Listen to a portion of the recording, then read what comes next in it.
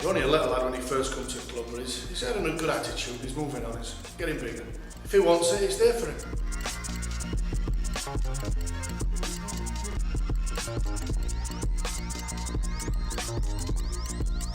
Train 5 times a week, just general stuff, pad work, sparring, bag work, strength and conditioning.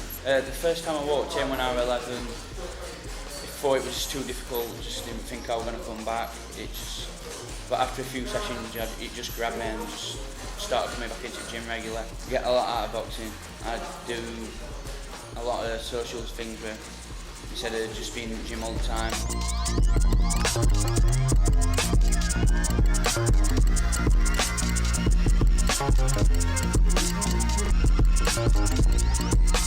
I'm hoping to make it into elite amateur boxing, what I need to do is just more cardiovascular work, just focusing more on my skills, just getting better sparring partners and stuff like that. Liked it since I first walked in the gym. Not many of my friends do boxing. I've met loads of people here. Most of them just go out weekends just doing other stuff, and I prefer to be in here because I know that it'll make a better career. Well, I've got a strong family. My dad's supported me ever since I walked in because I wasn't really ever good at any other sport, just thought I'd take a different approach.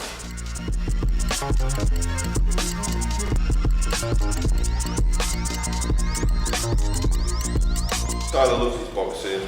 It's become probably the biggest focus of his life. He's a lot like any other normal lad really, but when it comes to his training, he's absolutely bang on it. I mean, he's absolutely driven by that. I mean, it's not something we've forced him into, it's something that he really truly enjoys doing.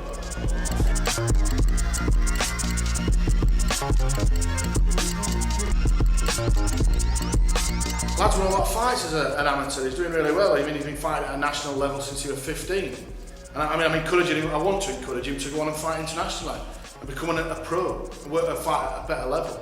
It's all in his hands if he wants to do it. I don't know whether he wants to do it, whether he's willing to work to do it. It's not all been plain sailing. Lad's stubborn, he's a pain sometimes, hard to work with. And you've got to be dedicated, you've got to train hard in all aspects of your life, not just boxing. I know he's mixed up with drugs, I've heard him and his schoolmates talking about it. You know, he can't do it. It might not seem like a big deal to some people, but if a kid wants to be an elite boxer, you can't do it.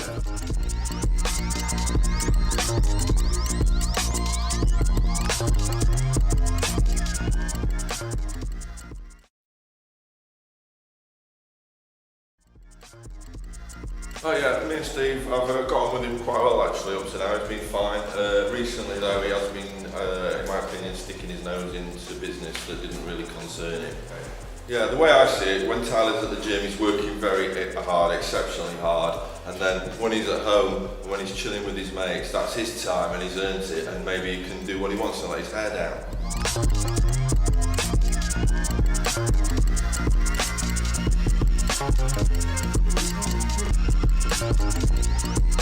I had to go and see lad's dad, I didn't know what to do.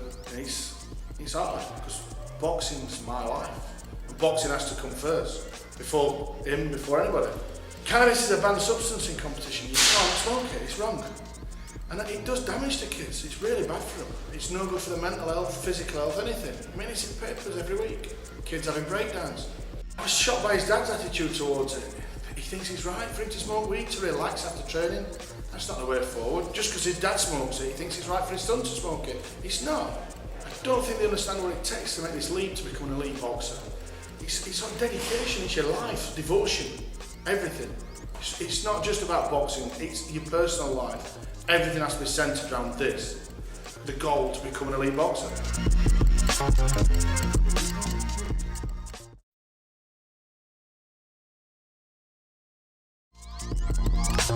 Well, get on really well with Steve. He's really like strong character. He takes boxing really serious, and sometimes that's a good thing, but sometimes just takes it a bit far. And just generally, his life revolves around boxing. He's done it ever since they were young. Well, don't get me wrong, I'm not one of these kind of people that cheats using steroids, hormones and stuff like that. I'm just generally a natural boxer. I don't really cheat. Well, I do take a bit of weed, I'm not going to lie about that, but I don't see how it affects anybody else's life. It's just my life.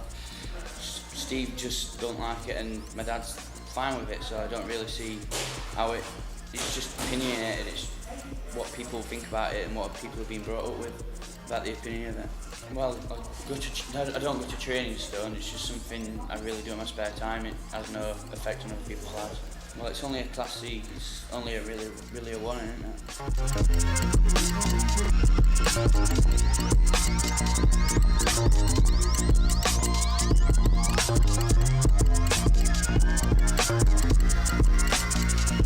There's a lot to take in here. Do I stay at it like his dad suggests? Am I doing my job properly? If I do, I don't know. Do I blow a whistle, jeopardise his career?